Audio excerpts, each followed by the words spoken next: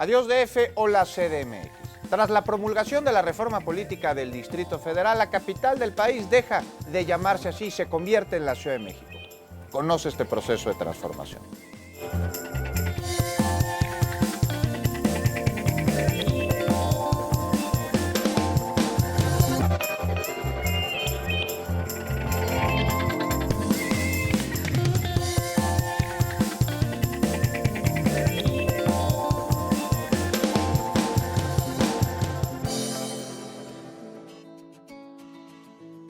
La participación ciudadana es de primera importancia.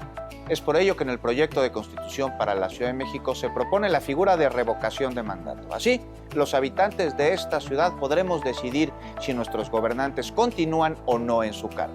¿Qué opinan al respecto los diputados constituyentes? Es la primera vez que yo lo leo, es la primera vez que lo veo en una ley y de verdad yo creo que hay que presumirlo. La ciudadanía de la capital, la población, tendremos el derecho de tener un buen gobierno. Tener un buen gobierno le llaman derecho a la buena administración. Se traduce en que no haya corrupción, en que haya eficiencia, eficacia y que se mejoren las condiciones de vida gracias al ejercicio de la función pública. De no cumplirse eso, entonces habría sanciones. Pero viéndolo como derecho, yo puedo reclamar que mi gobernante no me está cumpliendo bien, entonces pido la revocación del mandato. Yo siempre estoy de acuerdo con la revocación del mandato. Yo creo que es una figura legítima, es una figura que obliga al gobernante a rendir cuentas y a presentarse frente a los gobernados y a decir, esto estoy haciendo, ¿estás de acuerdo o no? Yo creo que tiene que darse en un marco legal y normativo, porque tampoco queremos que se despierte un día un gobernante y diga, renuncio y me voy, ¿no? Sería un caos. Pero tiene que haber, sí, la posibilidad de que los ciudadanos digan, no estás funcionando, next, ¿no? El que sigue. O sea, no podemos quedarnos con alguien que no funciona durante 6 años. Es muy delicado, que vamos proponiéndola a todos los niveles, ¿no? Vamos proponiéndola a todos los niveles. No solo es el jefe de gobierno. Para mí sería a todos los niveles. ¿Qué significa eso? Que si yo te pongo, yo te quito. Dicho de otra manera, si un gobernante es disfuncional o inclusive corrupto, tenga yo la capacidad de agregar firmas y con un segmento de mi comunidad llamar a que se revise la permanencia de esa persona que está fallándole a la comunidad y a la ciudadanía y lo podemos quitar. Los porcentajes es un tema que no vale la pena meterse al tecnicismo, pero debe ser un porcentaje representativo para que por lo menos a la mitad del mandato, vamos a valorarlo, se pueda preguntar, ¿está funcionando? Sí, adelante. ¿No está funcionando? Se quita. Hoy tenemos mecanismos de participación en donde la gente puede levantar la voz, puede subir iniciativas, puede verse representada. Sin embargo, sí creo que la revocación de mandato puede ser complicada, porque no estamos ciertos de que la gente tenga acceso a toda la información. Mira, hoy tristemente tuvimos una participación de una tercera parte de la ciudadanía para el proceso constituyente. No quisiera imaginar para un proceso de revocación de mandato la participación que tendríamos de la gente. La revocación del mandato es un término. Vamos a ver cuáles son las condiciones en las que se daría. Y eso debe estar también en una ley posterior. Si se llega al acuerdo de que a través de un plebiscito, de un referéndum, los habitantes de la Ciudad de México removamos a gobernantes que consideramos a través de nuestra manifestación que no están haciendo las cosas bien, ¿qué sucedería? ¿Quién los supliría? Se tendrá que legislar sobre eso. En cuanto a la revocación del mandato, pues habría que ver lo que pasa en otras latitudes, ¿no? Les revocan el mandato y suspenden al Congreso. Bueno, es diferente, todo es diferente.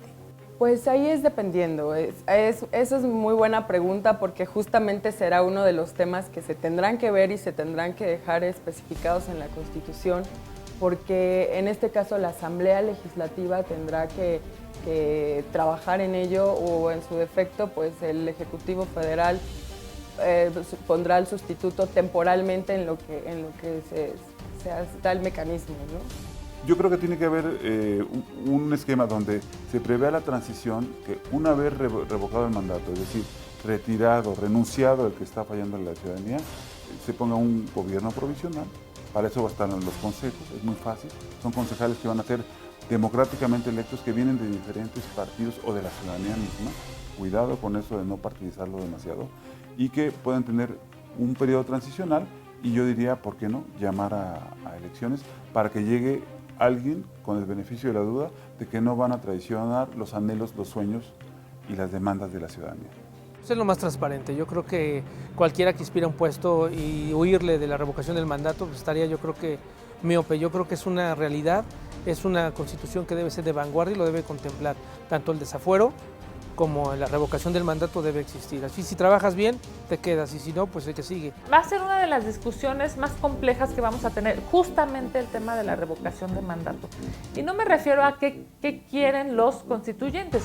Yo creo que a estas alturas de la democracia en México, todos pensamos que si alguien no lo está haciendo bien, habríamos de quitarlo, ¿no? Que eso es la revocación de mandato. A ver, el jefe delegacional que no está haciendo bien su trabajo, que es un corrupto, que está demostrado que es un corrupto, que está demostrado, o que a decir digamos, de sus acciones, se ve que en su demarcación pues hay predios irregulares, edificios irregulares, establecimientos mercantiles, llámese antros, tiendas, en fin, todo de manera irregular, y sabes que el jefe delegacional está haciendo mal las cosas, pues lo que la gente aspiraría es a poderlo quitar. Yo creo que tiene que haber algo equilibrado. Tiene mucho que ver con estas cuestiones de planeación. La pregunta es, ¿qué queremos realmente? ¿Queremos una norma que castigue o queremos una norma que construya? ¿Qué tenemos que privilegiar?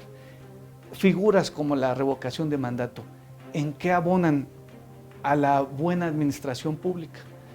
Bueno, como dicen, después de niño ahogado el pozo, ¿no? Y el daño que ya se hizo, ¿cómo lo reparas? Entonces, me parece que es algo que hay que estudiar y determinar.